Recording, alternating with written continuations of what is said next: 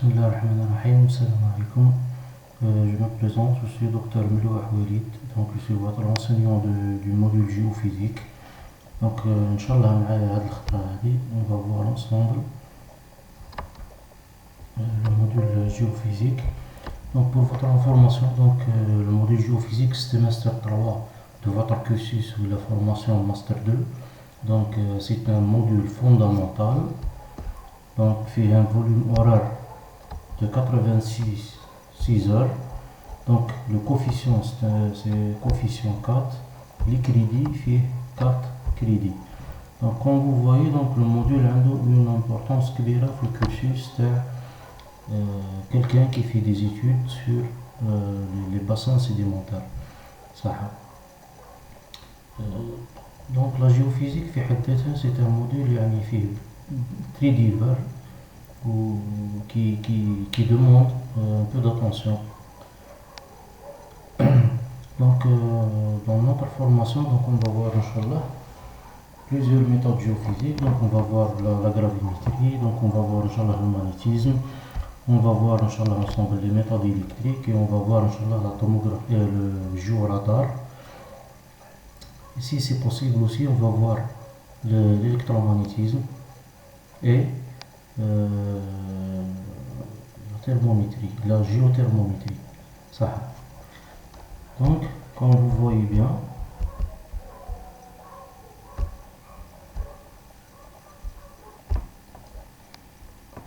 donc le programme, le module géophysique, donc il est assez riche. Donc il y a la prospection sismique, donc il y a la prospection gravimétrique aussi, donc il y a la tomographie électrique, il y a aussi les sondages électriques en principe, il y a le radar géologique, et comme une autre partie, il y a les diagraphies. Donc on va voir, Inch'Allah, tous les types de diagraphie. Donc le plus important pour un géologue, c'est pas d'appliquer les méthodes géophysiques. Ça veut dire que durant votre formation étant géologue, le plus important, c'est pas vraiment d'apprendre le concept de la méthode géophysique elle-même, mais le plus important est de savoir quand est-ce qu'on utilise telle ou telle méthode. Pardon. Puisque la prospection par géophysique donc dépend aussi, l'utilisation des méthodes géophysiques dépend de ce qu'on cherche, dépend de l'objectif qu'on veut, ou là qu'on cherche, pardon. Dépend de l'objectif qu'on cherche, ou là la cible, la profondeur de la cible et sa nature. Donc, j'ai par exemple un géologue pétrolier. Qui est un géologue pétrolier, il a des trucs qui يحوس عليهم exactement. من بينهم la structure تاع le bassin sédimentaire. يجي par exemple un hydrogéologue. يحوس على par exemple le hydrodynamisme, il يحوس par exemple على le contenu en eau, يجي par exemple quelqu'un qui fait la recherche minière ou la prospection minière. Donc il a aussi des objectifs différents. Donc يجي واحد par exemple يحب يدير une étude على l'architecture نتاع la structure interne de la Terre. Donc aussi les méthodes sismiques, les méthodes géophysiques qu'il va les utiliser ماهمش les mêmes كيما واحد يجي راح يدير par exemple une étude على la subsurface ou il est sur une moyenne profondeur. Donc pour cela la géophysique a plusieurs parties.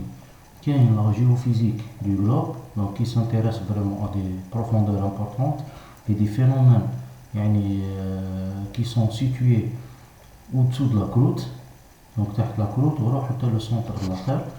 عندنا aussi la géophysique de subsurface. Donc la géophysique de subsurface, donc c'est tout ce qui est recherche minière, tout ce qui est recherche pétrolière, tout ce qui est par exemple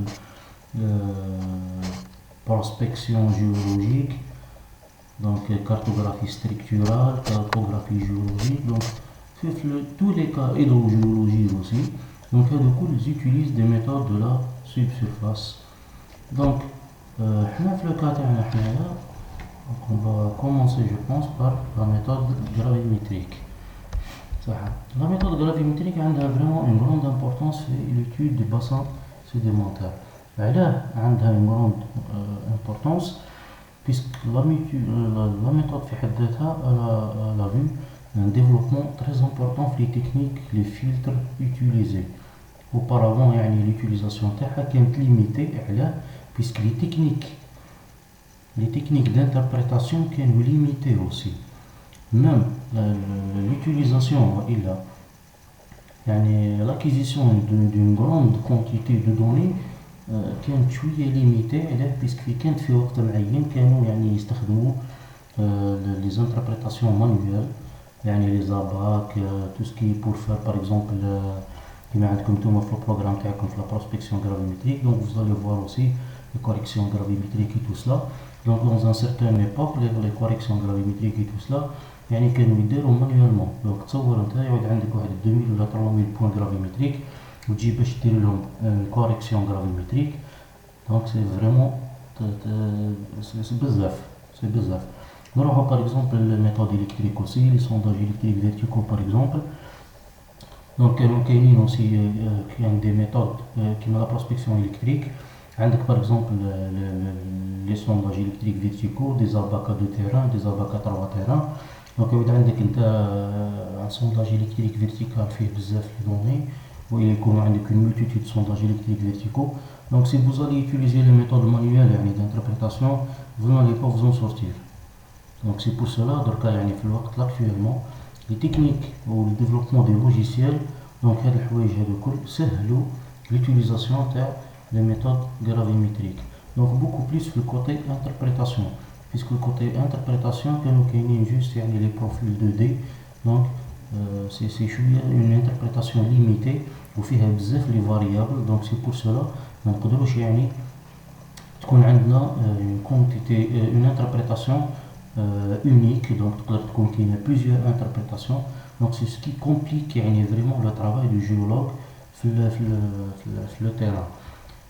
actuellement donc il y a plusieurs techniques كيما قلنا حنايا. كاين par exemple le voxel, كاين le target, كاين par exemple le SED, كاين donc كاين plusieurs algorithmes اللي داروهم مؤخرا تخدموا مؤخرا surtout في logiciel تاع l'Oasis montage.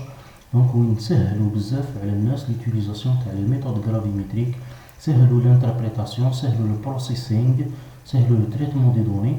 donc هادو ce sont des avantages اللي يخليونا نروحو نفافوريزيو les méthodes de champ potentiel على les autres méthodes.